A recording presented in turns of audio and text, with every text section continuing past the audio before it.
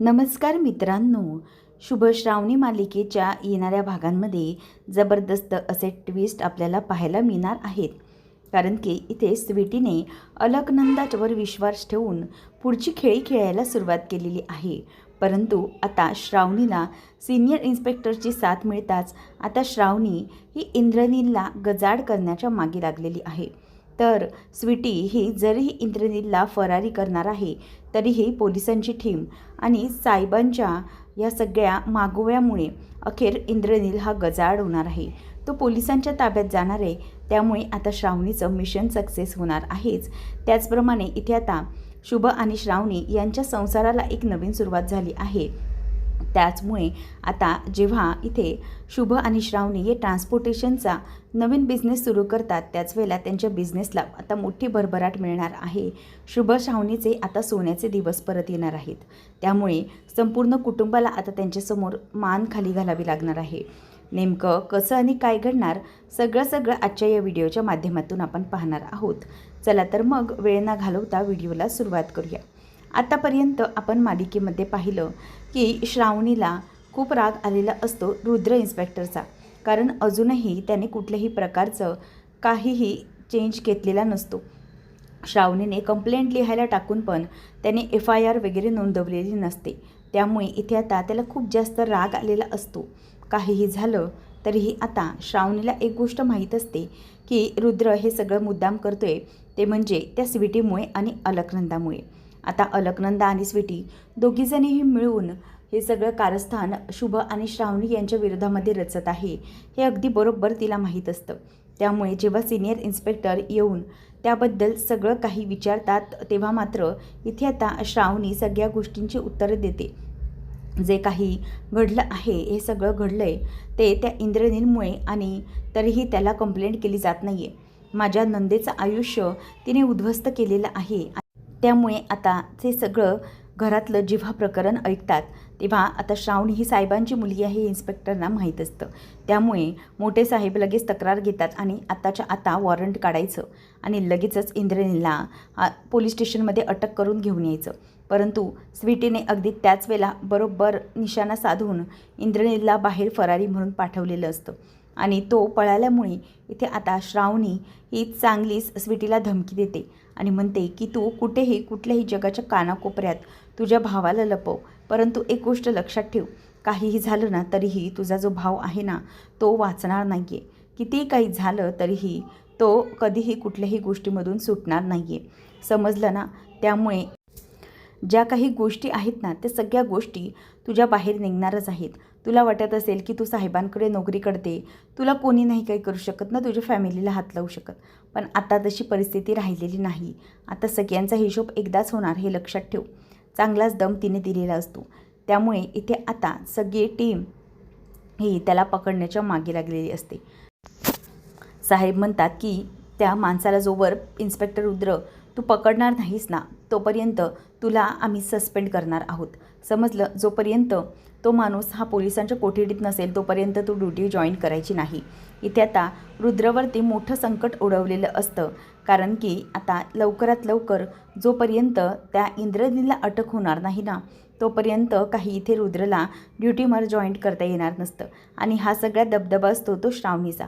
श्रावणीमुळे हे सगळं घडत असतं.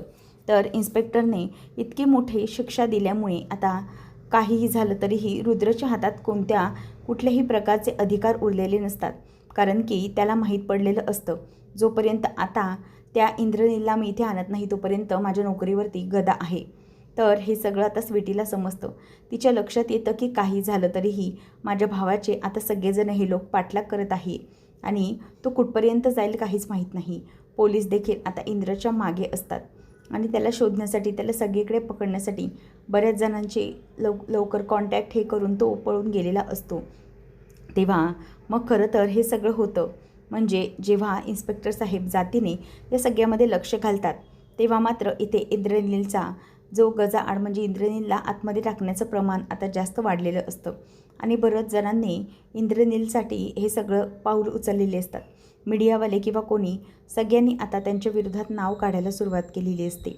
आणि त्यानंतर मग घरी आल्यानंतर श्रावणी ही सानिकाला म्हणते की तू काळजी करू नकोस श्रावणी, मी आहे ना तुझ्यासोबत, तुला घाबरण्याची काहीही गरज नाही आहे, सगळं काही व्यवस्थित होईल. तेव्हा मग सगळ्यांनी ती जेवायला वाढत असते.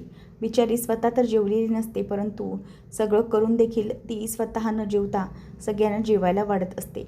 त्याच वेळेला मग आता लगेच शुभ म्हणतो की श्रावणे सगळं ठीक आहे ना, म्हणजे तेव्हा ती म्हणते की हो, मी पोलीस स्टेशनमध्ये गेले होते, त्यावेळेला मोठे साहेब आले होते आणि त्या रुद्रने कंप्लेंट घ्यायला नकारच दिला होता. जवळजवळ त्याने FIR नोंदवलीच नव्हती आणि जेव्हा साहेबांनी सांगितलं तेव्हा मात्र FIR लिहून घेतली आणि आता त्या इंद्रच्या नावचं अटक वॉरंट काढलं आहे. लवकरच त्या इंद्रनीलला आता लवकर अटक होणार आणि तसेच त्याला शोध घेणं सुरू आहे. तो इंद्रनील फरारी झालेला आहे. तेव्हा मग आता सगळे जेवत असताना जेव्हा इंद्रचं नाव काढलं जातं तेव्हा मात्र पुन्हा एकदा आई चिडते आणि म्हणते की आता सगळेजण जेवायला बसलेत ना, मग स्वतःचा मोठा शहाणपणा दाखवण्याची गरज आहे काय गं तुला नट्ट मोगरे, जरा जेव की गपचूप आणि सगळ्यांना जेवू दे की. तेव्हा मग लगेच आता सानिका विचारते की म्हणजे मला सांग वहिनी की आता त्याला अटक होणार का. श्रावणी आता खुश होऊन तिच्या प्रश्नांना उत्तर देते, कारण सानिकाने तिला बऱ्याच दिवसानंतर वहिनी अशी हाक मारलेली असते. सानिकाला ती म्हणते की हो बाळा, आता ना त्याला अटक होणार आहे. तो हे जे काही केलं आहे ना त्याला आता पोलीस अजिबात सोडणार नाही आहे. तू नको काळजी करू, सगळं काही व्यवस्थित होईल. तू फक्त स्वामींवर श्रद्धा ठेव, सगळं काही होणार आहे नीट. तेव्हा मग बाबा म्हणतात की बाळा श्रावणी, सगळं ठीक होतं आहे ते तुझ्यामुळे, समजलं ना, कारण की तू जर पाठलाग करून त्या इंद्रची कंप्लेंट घेण्यासाठी मागे लागली नसती ना तर मात्र काहीही झालं नसतं. खरंच श्रावणी, तुझं कौतुक कोणी केलं न केलं, पण मी मात्र नक्की करेन. तुझ्यामुळे माझ्या सानिकाला आणि आपल्या कुटुंबाला, शेलार कुटुंबाला न्याय मिळतोय असंच वाटतं मला, असं बाबा आता तिला बोलून दाखवत असतात. त्यानंतर इथे आता पोलीस हे सतत त्या इंद्रनीलच्या मागावरती असतात आणि त्यामुळे पत्रकार पुन्हा एकदा साहेबांच्या बंगल्यावरती येतात आणि विश्वंभरच्या बंगल्यावर आल्यावर सांगतात की साहेब, तुम्हाला कळलं आहे का हे सगळं, की कसं काय घडतं आहे ते. सध्या खूप जास्त प्रॉब्लेम सुरू आहे. तो इंद्रनील तो फरारी झाला आहे. त्यावरून साहेब तुम्ही काय सांगू शकता. तेव्हा साहेब म्हणतात की मला इतकंच म्हणायचं आहे की जर तो खराच असता तर तो फरारी झाला नसता. आता मला इतकंच सांगायचं आहे की हा जो कोण इंद्रनील आहे त्या माणसाला पोलिसांनी लवकरात लवकर पकडावं आणि त्याला योग्य ती शिक्षा करावी. तो पळून गेला याच्यामधूनच दिसून आलेला आहे की तो या सगळ्या गोष्टींमध्ये तितका सामील आहे. त्यामुळे आता त्या माणसाची कोणतीही गय केली जाणार नाही. तेव्हा मग पत्रकार विचारतात की तुमच्याकडे काम करणारी मुलगी, तिचा तो सख्खा भाऊ, मग काय करणार तुम्ही, तिला मदत करणार का. तेव्हा ते म्हणतात की अजिबात नाही, त्या मुलीला मी अजिबात पाठिंबा देणार नाही, कारण ती माझ्याशी खोटं बोलली आहे आणि त्या मुलीला आता मी माझ्या इथे कामावर पण ठेवू शकणार नाही आहे. अशी खोटी माणसं मला माझ्या आयुष्यात नको आणि अशी चारित्र्यहीन देखील, असं म्हणून आता बाबा तिकडून खाली उतरतात आणि मग लगेचच हे सगळं ऐकल्यानंतर सगळ्यांना टेन्शन यायला लागतं, स्वीटीला पण, कारण की आता जर साहेबांनी मला कामावरून काढून टाकलं तर इंद्र पण पळाला आहे, माझी काही खैर नाही आणि बाकीची पण वाट लागून जाईल, याचं टेन्शन आता तिला आलेलं असतं. त्यानंतर आपल्याला पाहायला मिळतं स्वीटी आईला सांगून ठेवते की आई, एक गोष्ट लक्षात ठेव, काही झालं ना तरी ही एक गोष्ट कायम तुला लक्षात राहिली पाहिजे, ते म्हणजे की काही झालं तरी आपला इंद्र हा कुठे गेला आहे कोणी काही सांगायचं नाही, कोणालाच काही सांगायचं नाही आहे. तुला तर तसं माहीतच नाही, पण तरीही जर चुकून शब्द निघाला तर लक्षात ठेव, तो कुठे गेला आहे काय, कुठल्याच गोष्टीची कोणाला माहिती द्यायची नाही. त्यानंतर आता साहेब अलकनंदना म्हणतात की त्या मुलीला इथल्या इथे आता बोलावून आणायचं, समजलं, लवकरात लवकर, नाहीतर तिला तिथल्या तिथे आम्ही कामावरून काढून टाकू.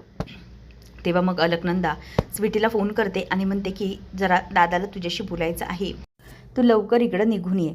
आता स्वीटी घाबरते की झालं, माझा सगळा खेळ खलास झाला, कारण की किती काही झालं तरी मी जेवढं साहेबांशी लपवण्याचा प्रयत्न करत होती तेवढं आता साहेबांसमोर सगळं काही बोलावं लागणार आहे. काय गरज होती हे सगळं करण्याचं, असं म्हणून तिची आता चिडचिड जास्त होत असते.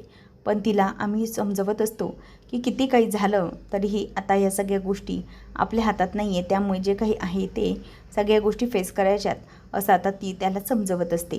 नंतर मग आता इथे स्वीटी ही साहेबांच्या बंगल्यावरती गेलेली असते आणि साहेब तिला प्रश्न विचारतात की मला सांग, तुझा भाऊ हा कशाला पळून गेला. तेव्हा मग ती म्हणते की साहेब, त्याला टेन्शन आलं होतं, कारण पोलीस पकडायला येणार होते मग काय करणार, त्यासाठी तो पळून गेला.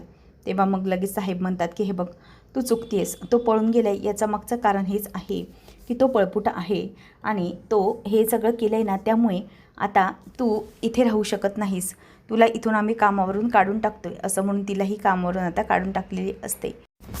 तर दुसरीकडे इथे आता शुभचा टेम्पो रिपेअर झालेला असतो आणि तो पहिल्या ऑर्डरसाठी म्हणून बाहेर पडत असतो आणि खरं तर त्याचा जो टेम्पो असतो तो अजूनही व्यवस्थित असा दुरुस्त झालेला नसतो, परंतु तात्पुरता झालेला असतो.